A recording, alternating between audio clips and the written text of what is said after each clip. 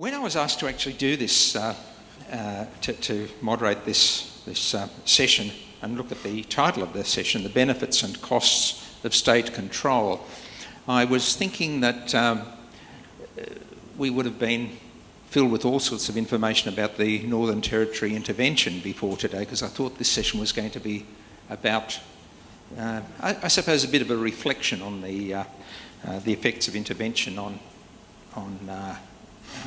corrections. And I noticed that in the certainly during the first 2 years of the intervention, which now has a different name, I think incarceration rates shot up quite substantially. There's been, I think, a slight fall in a number of areas since those first 2 years. But with this session, I thought, well, it'd be good to talk a little about the issue of state control in this particular area, but also I would think that most correctional organisations over the last few years have very much been affected by state control, and I talk about ministerial control, the pressures that are brought to bear in the day-to-day work with offenders. And so I thought with this wonderful panel that we have here that we're just going to have a bit of a free-for-all for a little while for the end of the day, and just talk about what people see as state control in the, particularly as it affects the work that probation and parole community corrections undertake with offenders, and of course to try and look at, well, what are the strengths in that? Are there any strengths in that? What are the costs? What are the benefits? So I'm going to open it up to our wonderful panel. I know the wonderful Professor Tony Doob, whom you're going to be meeting tomorrow, I think, has come all the way from Toronto and arrived and was sitting outside half asleep yesterday when I when I first saw him. Flew straight in from Toronto. Tony has a few words of introduction on that, and I'd also like to introduce formally Mr. Johnny Marengo, who's the Director of the Department Belong Correctional Service from Vanuatu. It's great to have you with us, Johnny, and you already know Ben because he presented wonderfully this morning. So I'm going to start with Tony, because I think Tony's got a bit of a something to toss in, and then when they've had their opening remarks, we're going to open it up to the floor, a little like Q&A style. You can ask whatever you like within reason, and comment in whatever way you like within reason. First of all, thank you very much for inviting me to this. It's very interesting, I suppose, particularly for me because a lot of my work has to do with sentencing, and in some sense, in a very important sense, community corrections is such an important part of that issue. But I thought I would start with a kind of slogan or principle that comes from medicine, which is first do no harm. And one of the interesting things for me is that if we applied that principle or that slogan to the criminal justice system, I think we would think about things in quite a different way, and in quite a different way in particular with respect to community corrections. This is an aside, but it's actually relevant. One of the things that I do at the University of Toronto is to put out what is loosely called an information service, which is a summary of recent research that's policy related and comes out about 6 times a year. It's free to anybody who subscribes, who wants it. It's on our website at the University of Toronto, and it's called Criminological Highlights. And our idea of that, and we've been doing it for about 15 years, is to sort of go over what turned out to be about 120 English language journals and find things which are policy relevant from that. So it's research which is done in anywhere, and a lot of it comes from, well, it comes from various countries, including Australia. And we try to find research which we have confidence in, which has some policy relevance. And when you look over the 600 or so research summaries, our rule is that we use essentially one page to summarize a particular study. One of the things that comes out in that is the importance of community corrections, or put differently, the importance of sentencing people to serve their sentence in the community rather than prison. So that in avoiding harm, one of the things, the elephant in the room is, of course, prisons. And there are now a non-trivial number of excellent studies doing direct comparisons of comparable people who are sentenced to the community versus prisons, showing very clearly that those people who are sentenced to prison, in a sense, have harm put onto them. In addition, the harm shows up in ways both for them and for their families, so that you can show quite clearly that one of the effects of imprisonment is that the children of the person who's imprisoned, whether male or female, are going to be more likely to be involved in crime than if that person was, I'll use a crude term, punished in the community. And so these kinds of effects, it seems to me, raise the question about whether the criminal justice system is doing no harm. There are other kinds of studies, for example, showing the effects on the person themselves.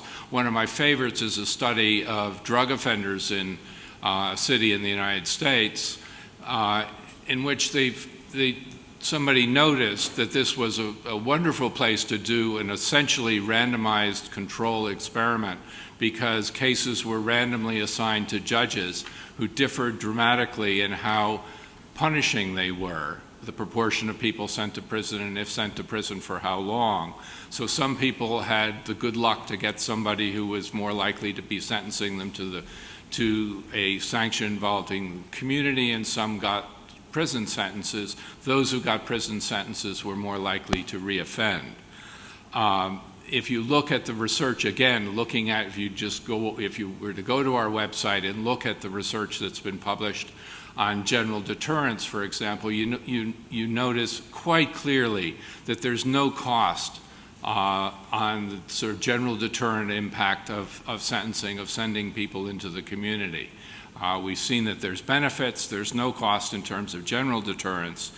And finally, I think what's interesting is, in that context, is that if you look at much of the variation in offending rates of different groups of people, and look at that information, what you find is that the variation in offending rates by various groups of people, whether they be Aboriginal or, in some countries, immigrants or people who are disadvantaged in various ways, is accountable to a very large extent, if not completely, by various forms of disadvantage.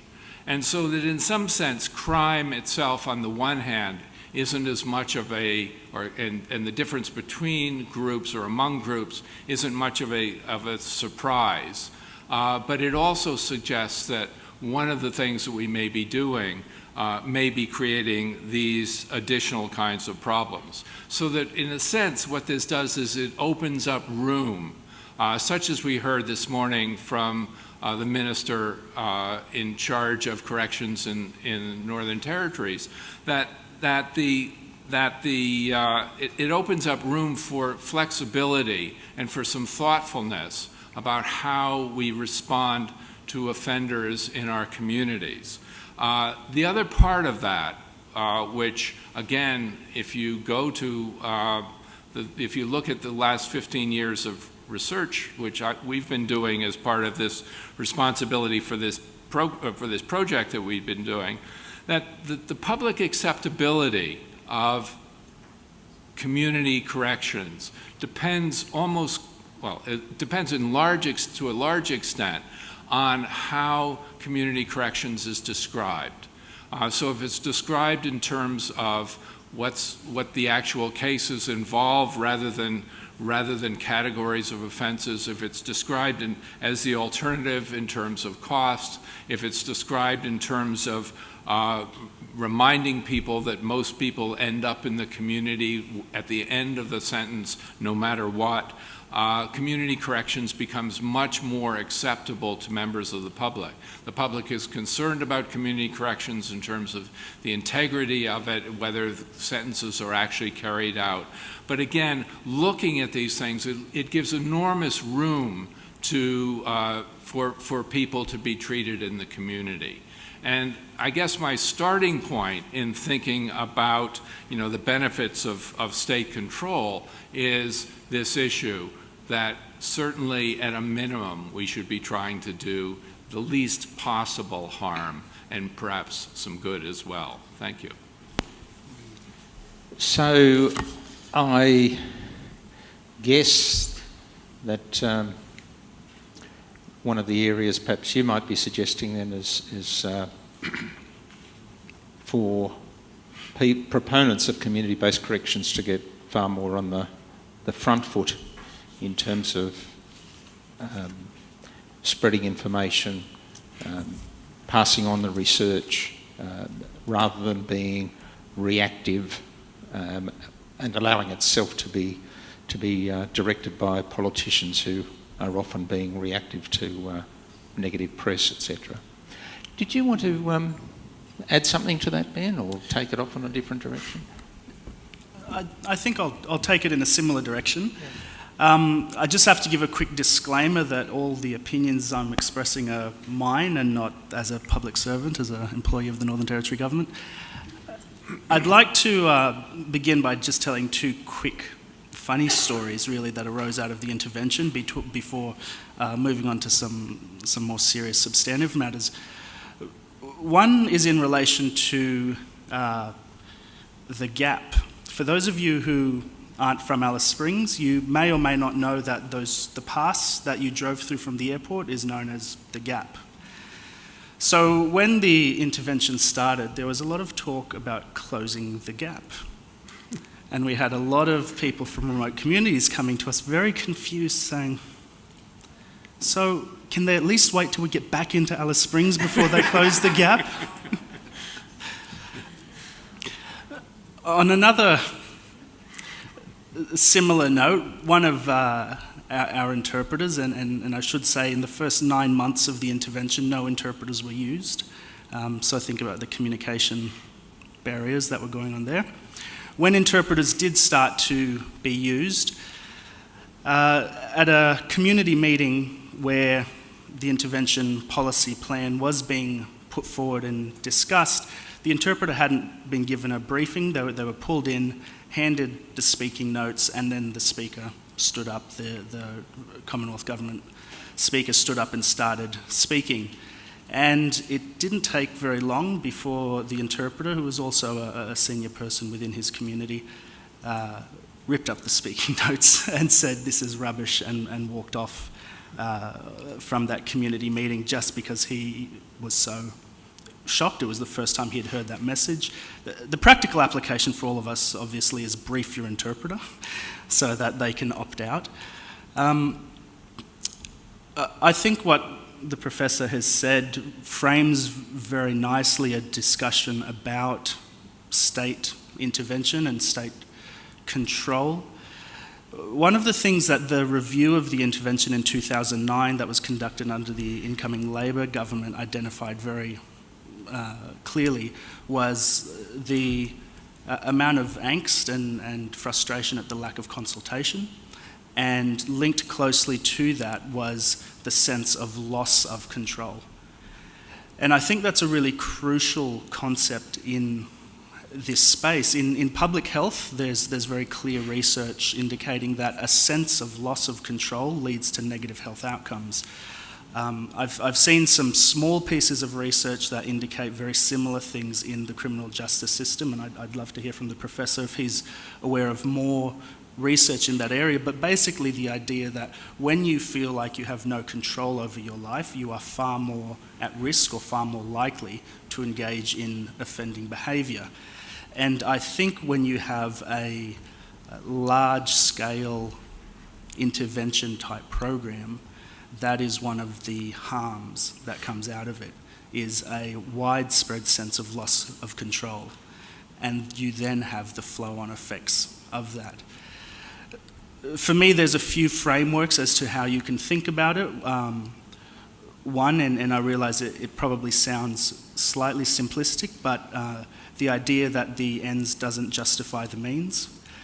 If you get to the place you want to go, but you've done harm along the way, or you've gone about it in the wrong way, it's probably not the path that you should have taken.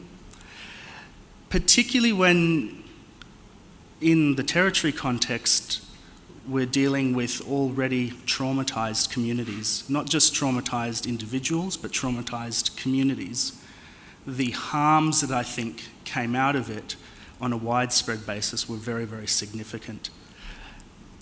And it's also very easy for us to look at it in isolation as one government policy, but one of the things that pulled me up short, around 2008, 2009, I was involved in a long-term legal capacity building project in a remote community of Lajamanu.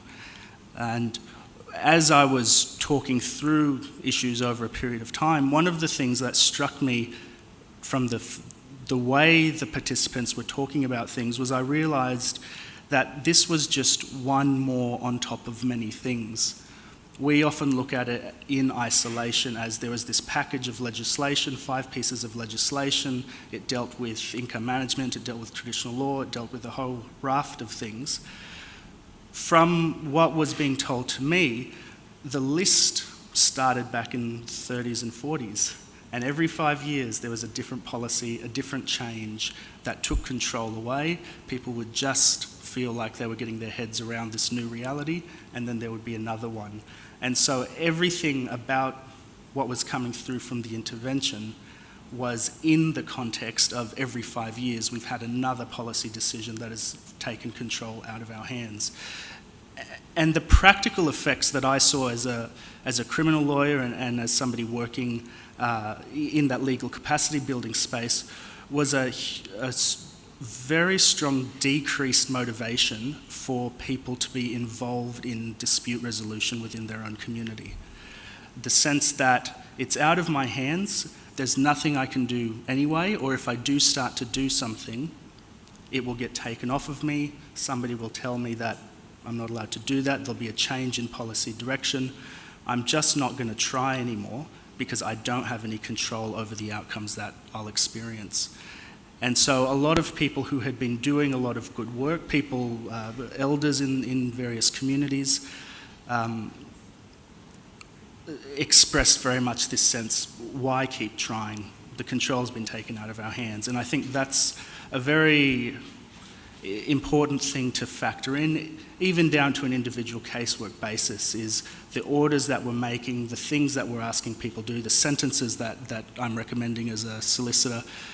Is it something that gives somebody more control over their life, or is it something that makes somebody feel as though they have less control over their life? And if it's causing them to feel as though they have less control, then almost inevitably I think you'll see negative outcomes.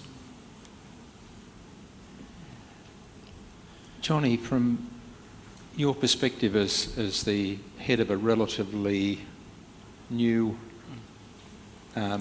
organisation, what are your observations? What sort of observations can you bring to this table about what you've been able to do? I mean, you haven't had the detritus of previous years. Do you want to? Thank you. Thank you for the invitation and for the opportunity to attend to this Paccoa conference. It's my first time and also my first time in Alice Springs. Anyway, with the to contribute to the discussion, talking about the interventions, the state interconventions and control. I think it's really an approach that I mean in the Western community, it's really an interesting an approach to take in terms of trying to get across our policies down to the community level. Coming from the Highland state, I mean the context, it really works well.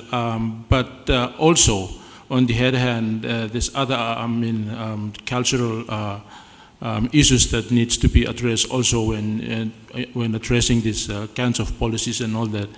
In my context, it's quite a bit not difficult, but it's quite complex.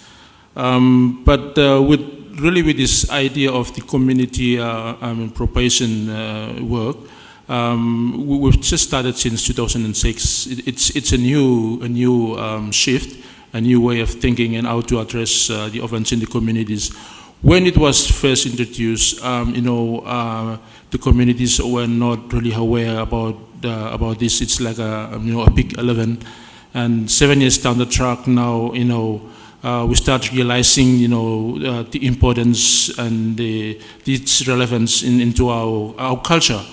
After all, looking back, it really fits very well. Because in our context, the cultural context, we have the community leaders who are already in place that solve most of the 75% of offense that occurs in the community. It's the community leaders that deal with these offenses. And when introducing this idea of the community sentence, it really fits well, where we assigned community justice supervisors in the communities, and they do this voluntarily. Supervising the parolees, and we're really proud of the achievement of this 7 long years. And in one way, it really cuts, really helps the operational cost of the centers, and also building this ownership reintegration programs with the community leaders. And the offenders are now looking, having this responsibility and, taking the responsibility back into the communities, what they're supposed to be doing, what they should do, and whom should they, listen to. So it's all about, working together and trying to build a better community at large. Yeah. So I think that's all for me to say in this, and unless if you have any other contributions, I would love to hear from you all. Thank you.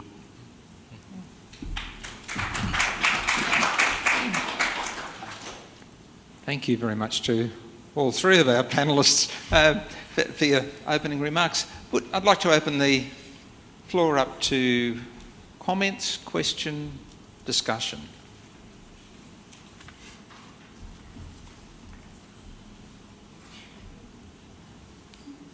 Any? I can see one from Wendy.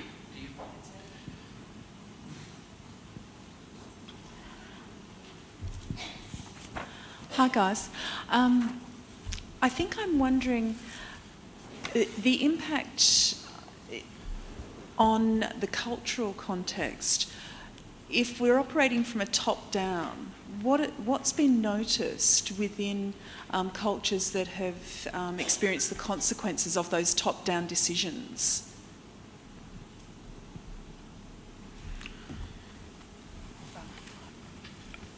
I'll start on that, and first of all with a disclaimer, which is it makes me very nervous talking about somebody else's culture that I don't know.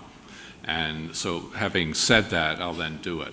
But I think one of the ways to answer that question may be to go back to what Ben just talked about a minute ago, and that is to say, to talk about it in terms of what I would call as a criminologist procedural justice, and what the importance of that is.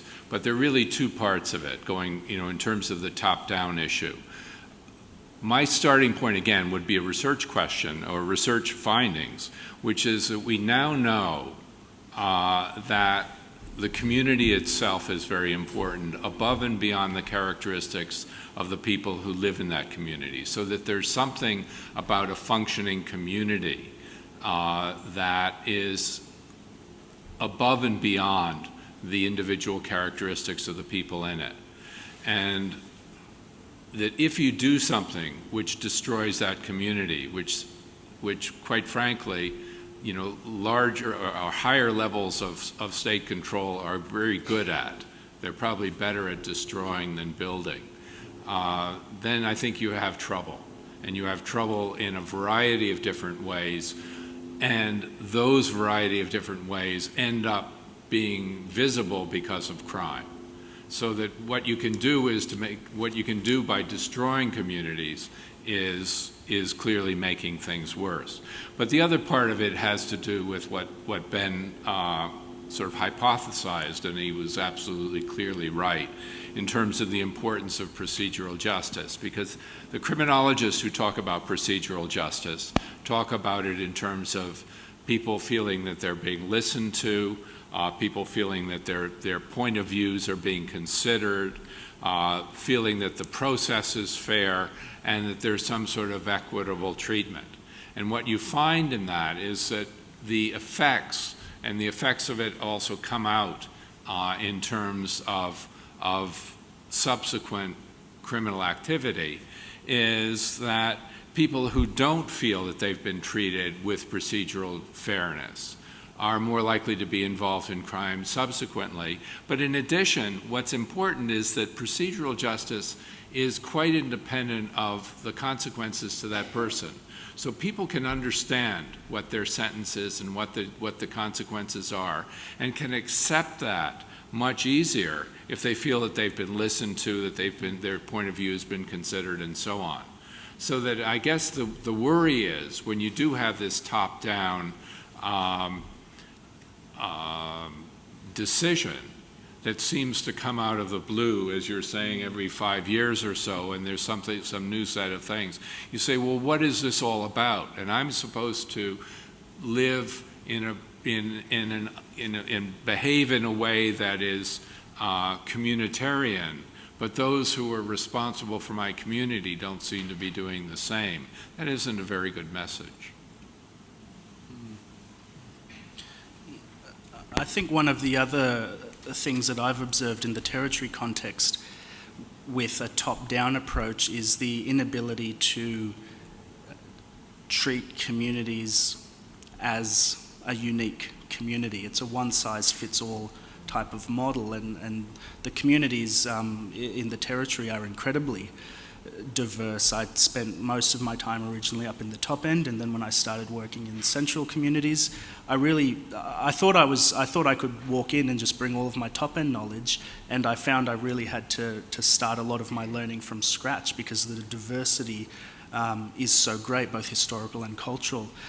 And so when you have a top-down approach, it is that one-size-fits-all model, and inevitably communities or people are not going to fit into the predefined squares. And so there were, to use the intervention as the case study for this discussion, there were aspects of the intervention that worked well in some communities but caused harm in other communities. And that was with a lot of things. You could say, yes, that part of it seemed to be effective in that community, but it caused a lot of harm over here. And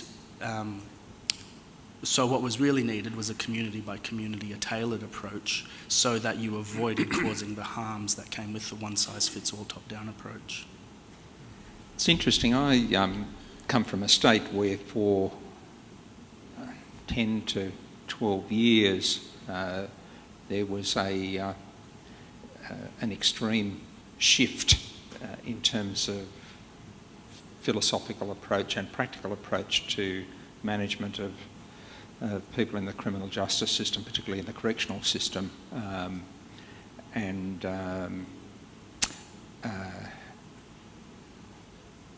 My own experience, I think, was the disempowerment of the workers themselves when they were told, when their work was totally devalued and people were put in their place to do the sorts of things that they didn't want to do or didn't believe in. I'm talking about high levels of intrusive surveillance and those sorts of things. So I guess what I'd get at is state control not only disempowers the people, it actually disempowers the people who are trying to work with and support the people, and so the whole thing comes down a bit like the Twin Towers. You attack the top and the whole lot crumbles.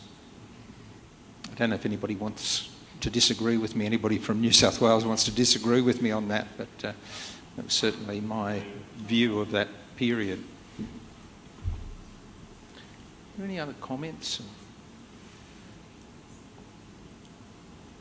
Graham.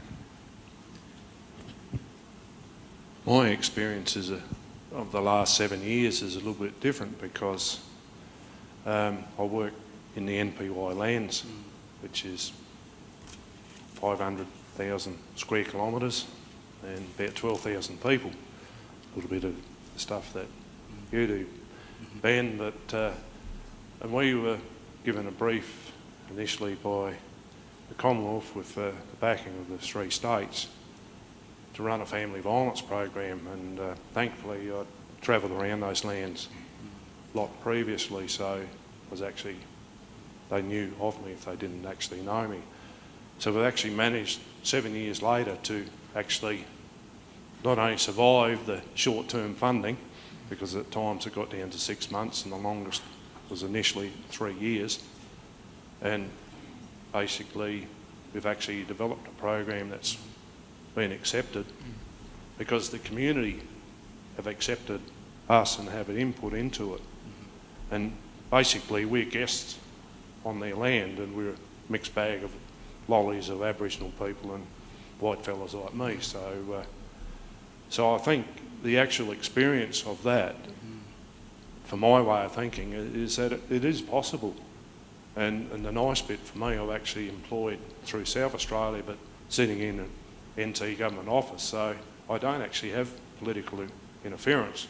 Mind you, I suppose if I made a mess at a job, I'd have 4 states I couldn't get a job in, you know, SA, NT, WA and the Commonwealth. So, but I think it's certainly possible, and that's where I think if justice reinvention could really take off. But it's like the earlier question was, all governments actually work in a deficit thing. You know, they're spending money, so if they're making savings, it's not actually, they don't actually have a surplus. So how do you put that, the savings they make, back into the community is a question that I really love to know how you do that. So I don't know if you guys got any ideas on that.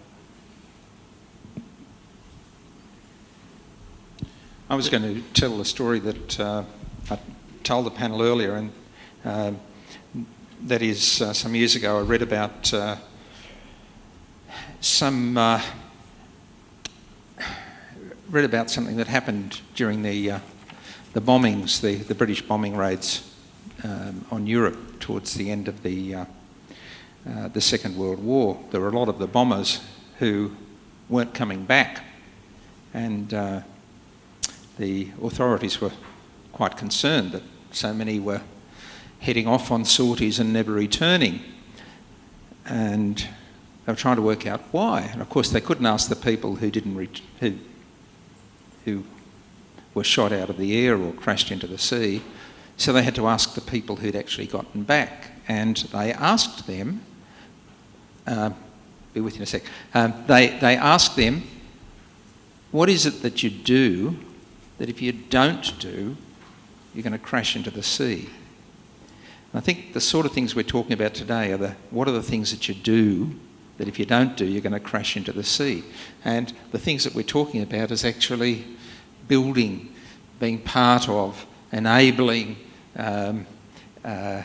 getting on the front foot and being advocates for what you do, rather than being passive recipients of people's interventions, of the views of politicians that are going to be affected greatly. I mean, it was wonderful to see the Minister here this morning, but he's certainly a minority at this stage of the game, and if he was subjected to the sorts of enormous pressures that that the press can bring to bear over a single breakdown or some such thing, you'd have to say, okay, how's it going to be?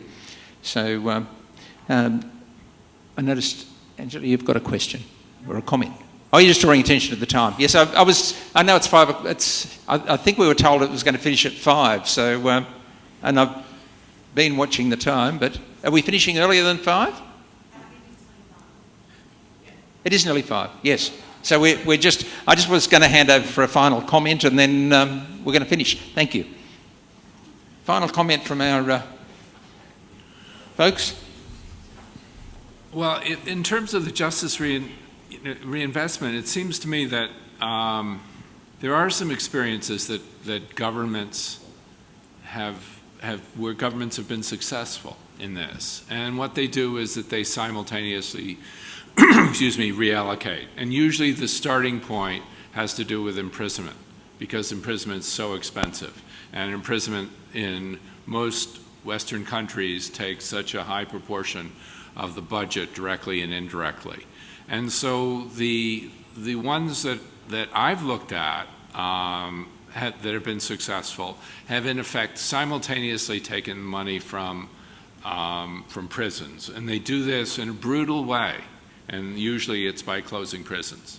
And they close prisons and reallocate kind of simultaneously, and are successful. So that the two that I know of, they were in North America, are ones where in a period of about 3 or 4 years, imprisonment was reduced by about 30%. And that frees up an enormous amount of money if you close institutions. And that money then is then reallocated. And it's reallocated because you do still have the same level of crime going on, and you have to do something. And so you say, well, we're going to do it in a different way. Yeah, and just so that I don't finish on all doom and gloom, one of the positives, in my perspective, to have come out of the intervention is the funding for the Aboriginal Interpreter Service.